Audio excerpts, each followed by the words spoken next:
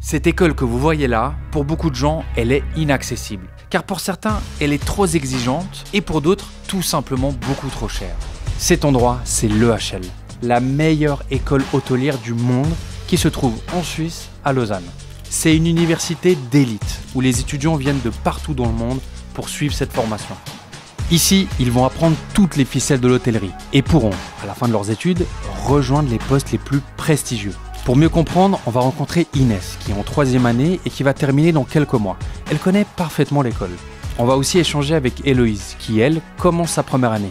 Donc tout ça est assez nouveau pour elle. Comment tu te sens ? Très bien, très bien. Alors je vous dis direct les amis, c'est un univers qui est très loin de moi. Alors j'ai plein de questions, sûrement 2-3 clichés, mais ce qui est sûr, c'est que le côté prestige, tu le ressens dès la visite des lieux. Comme ça là, on a le terrain de foot. Ici, c'est le Hawkfield. Et là, on a le terrain de beach volley. Là, c'est la réception du sport. Voilà. Et là-bas, il y a l'espace barbecue. Physiothérapie. On a aussi il y a tennis de raquette, de paddle, parce qu'on a aussi un terrain de paddle et 2 terrains de tennis. Et on a aussi la piscine. Waouh, c'est fou. Bon, en vrai, quand je vois tout ça, je me dis que t'as aucune envie de sortir d'ici, tu vois, t'as tout. Il y a tout. Il y a la boutique, il y a les restaurants, il y a la laverie. Il y a le pressing, c'est énorme, c'est surhumain. Est-ce que t'as l'impression d'être dans un truc ultra privilégié quand même ? Oui, oui, bien sûr. Enfin, on est hyper conscient que avoir une piscine sur son campus et pouvoir y aller tous les jours gratuitement, c'est un peu irréel même, je dirais. Enfin, c'est un peu un rêve d'être là, quoi. Alors bon, gratuitement, c'est une façon de voir les choses. Moi, je dirais plutôt que c'est compris dans le prix. Et le prix pour 4 ans à l'EHL, c'est ça. 80 000 francs pour les étudiants suisses et 100 000 de plus pour les internationaux. Donc forcément, le cliché, c'est que c'est un peu une école pour gosses de riches. C'était quoi la vision que tu avais de l'EHL avant d'y rentrer ? J'imaginais cette école comme, en quelques mots, je dirais un tremplin pour pouvoir devenir la personne que je veux être dans quelques années. Une école très internationale, avec des gens de plein de milieux différents, forcément très différents de où j'avais grandi. J'avais l'impression que j'allais peut-être pas forcément m'y retrouver au début. Je savais pas si j'allais pouvoir trouver des gens qui me correspondaient sur le plan amical, etc. Pourquoi tu te disais que ça allait pas fitter avec des gens ? J'ai toujours été dans les écoles publiques, j'ai toujours grandi avec des gens de plein de milieux sociaux différents. Et c'est vrai qu'ici on arrive dans plus un secteur avec des gens qui ont peut-être plus de moyens, qui ont vécu dans plein de mondes, de plein de pays différents, peut-être aussi plus qu'on côtoyait des écoles privées. Donc c'est ça aussi qui me faisait peur. Et j'avais peur de peut-être pas me retrouver dans cet environnement. L'investissement, souvent les gens me disent c'est une école qui est très chère, etc. Tu penses quoi de tout ça ? Je dirais que oui, c'est un coût et que forcément il n'y a pas tout le monde qui peut se le permettre. Ce serait faux de mentir. Après on a aussi des systèmes de bourse, etc. Tes parents, tu vois, ils ont payé une certaine somme pour que tu sois là. Tu sais combien ? Pour la première année, oui. En prix français, environ 50 000. J'en ai conscience à 100%. Mais quand je suis à l'école, j'essaye de ne pas y penser du tout. Je me dis, écoute, Hello, fais ton maximum. Et l'investissement financier, si moi je fais tout pour ma personne, il vaudra le coup. Enfin, j'espère. Donc toi, tu dirais que tes parents ont investi sur toi ? Non, ils ont investi pour moi, plus que sur moi. Mais bien sûr, c'est un investissement de la part de mes parents. Je suis de Lausanne, j'aurais pu aller à l'UNIL, mais j'aurais jamais retrouvé ce que j'ai ici. Je vois dans leurs yeux, je pense que si c'était à refaire, ils le referaient 10 fois. Mais c'est sûr que c'est quelque chose à prendre en compte, oui. Donc tes parents, ils flexent un peu le dimanche au brunch, ils disent à leurs amis, Inès, elle fait l'EHL et tout. Je pense que oui, je pense qu'ils sont contents, mais pas forcément que je sois à l'EHL. Je pense qu'ils sont contents, comme tous parents, que je m'épanouisse dans ce que je fais et ils voient que ça me réussisse. Donc forcément, je pense qu'ils sont fiers, j'espère. Et là-bas, il y a le fameux berceau d'essence. Oui. C'est notre restaurant d'application gastronomique qui a 1 étoile Michelin. Ok. Et 17 au Côté Mio. Donc, ah ouais. C'était un peu inédit de base d'avoir un restaurant d'application qui est étoilé. On était un peu les premiers, on était carrément les premiers au monde. Waouh. dans le restaurant et il y a les étudiants qui préparent le service de ce soir. Le service, la mise en place, la cuisine, tout est fait par les étudiants. Oui. Encadré par nos professeurs, encore plus dans des situations comme ça. Mais c'est vraiment tout est fait par les étudiants de premier semestre. C'est vrai que ça, c'est genre à l'accueil, il y a des étudiants, au bar, il y a des étudiants. En fait, c'est un peu un grand complexe hôtelier où tout ce qui se passe dedans, c'est des étudiants soit qui apprennent, soit qui consomment. Quoi. Il y a une espèce d'échange comme ça, si j'ai bien compris. Toute l'école, en fait, ne vivrait pas, entre guillemets, sans les étudiants, dans le sens où tout ce que vous voyez, c'est opéré par des étudiants, bien sûr avec l'aide des chefs et des professeurs. Mais où que vous ayez, c'est des étudiants qui vont vous servir et faire à manger. Ok. Et toi, t'as fait tout ça, du coup? Oui, les premiers 6 mois. Bon les amis, nouveau cours. Héloïse, quel est le programme là? Là, on va faire des cocktails, on va servir des bières au bar M, qui est le bar principal de l'école pour la soirée. Donc pour que les étudiants aient une vision d'ensemble des métiers de l'hôtellerie, tu as autant des cours de management, de comptabilité, de leadership, que des cours de dégustation de whisky, des cours de ménage ou encore des cours de préparation de cocktails. Bah, fais-moi un petit last word là, s'il te plaît. Un last word, entendu. Tu maîtrises ou pas? Bah, on va maîtriser. Là, on glace le verre. Oh là. Oh bah c'est généreux ça. Là, pour le sucre, 10. 10. N'hésite pas à mettre 20 hein. Vraiment? Je déconne. Le client roi. Oui là, t'inquiète. Quand vous entendez le bruit, en fait, vous avez super bien tapé. Mais après, il faut juste le retirer comme ça. Le premier degré, il est très beau.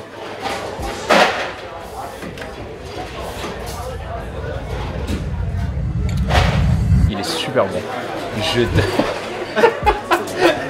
Je te jure qu'il est super bon. Merci Héloïse. Avec grand plaisir. Combien je te dois? Rien, c'est pour moi. Je te laisse dans les soucis maintenant.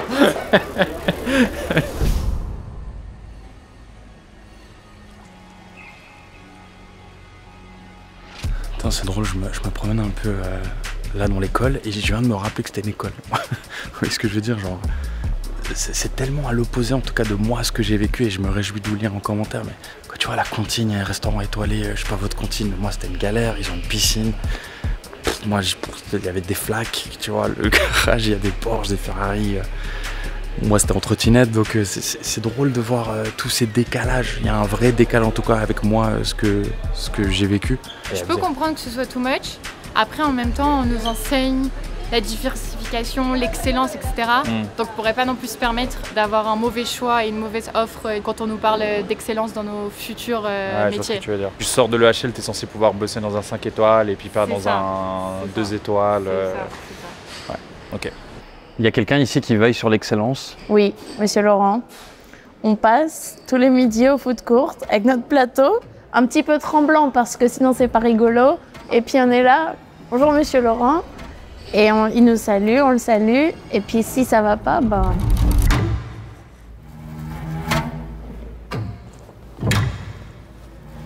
Elle était belle cette entrée, hein? N'est-ce pas? Tu aimes bien toi? Oui. Est-ce qu'il te faisait peur au début?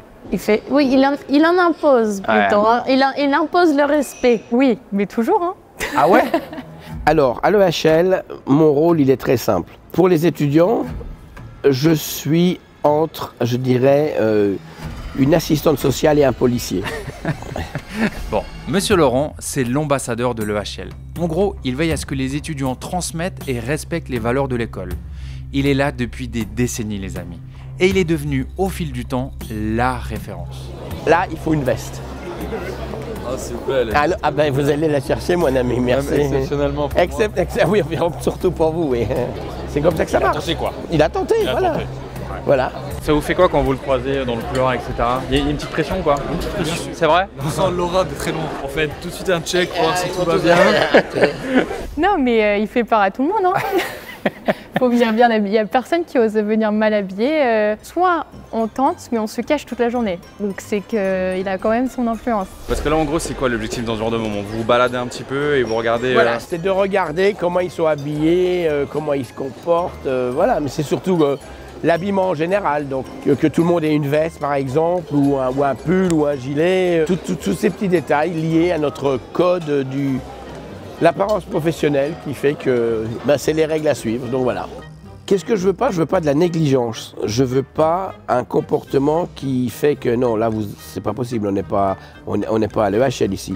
Jamais de jeans, jamais de chaussures de sport ou quoi, peut-être des baskets ou des trainers. Et les gens qui arrivent sur le campus font waouh.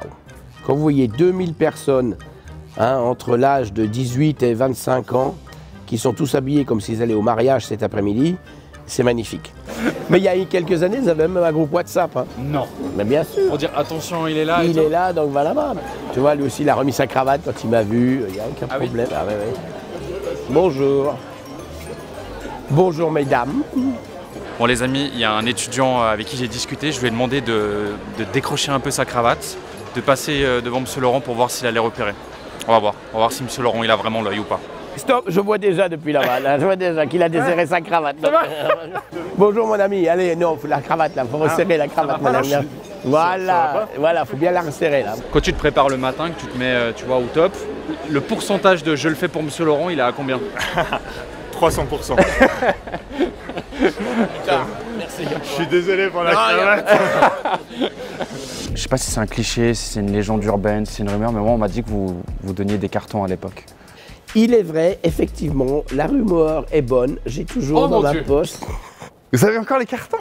Les cartons, ils sortent très très rarement de ma poche. C'est vraiment quand il y a un étudiant qui se comporte d'une façon inacceptable au niveau communication, respect vis-à-vis d'un de ses camarades ou vis-à-vis d'un membre, un visiteur de l'école.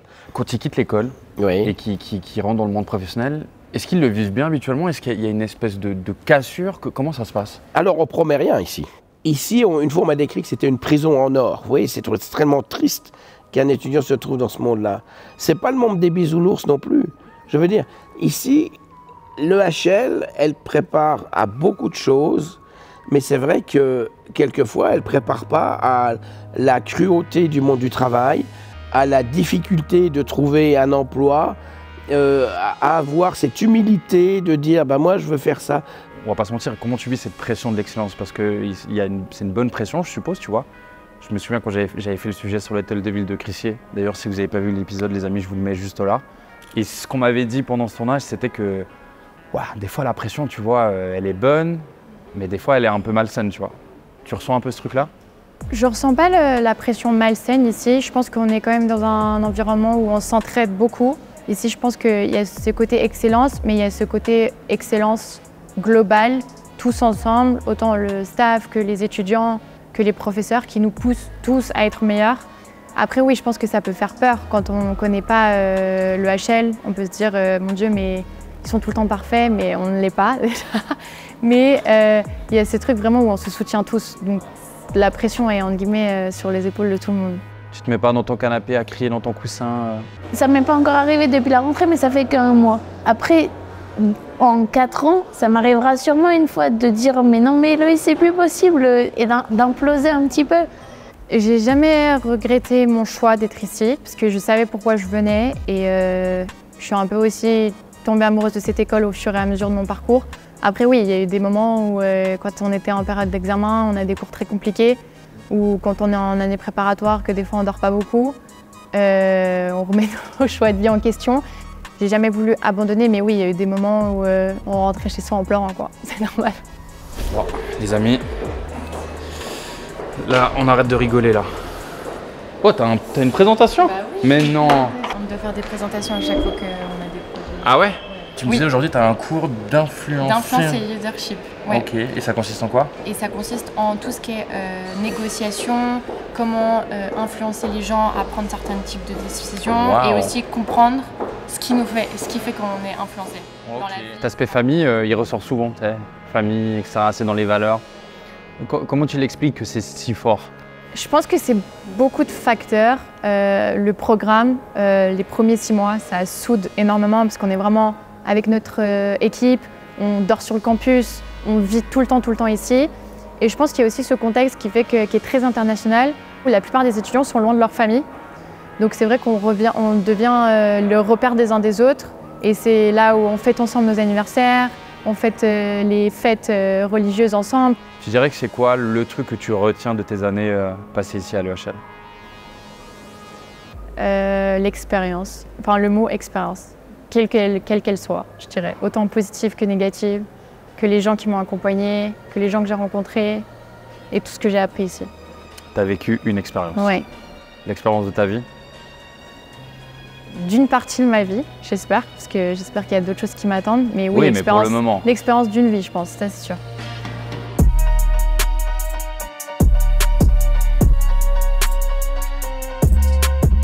Alors si t'as aimé cette vidéo, tu vas adorer découvrir notre reportage sur le meilleur restaurant du monde juste ici.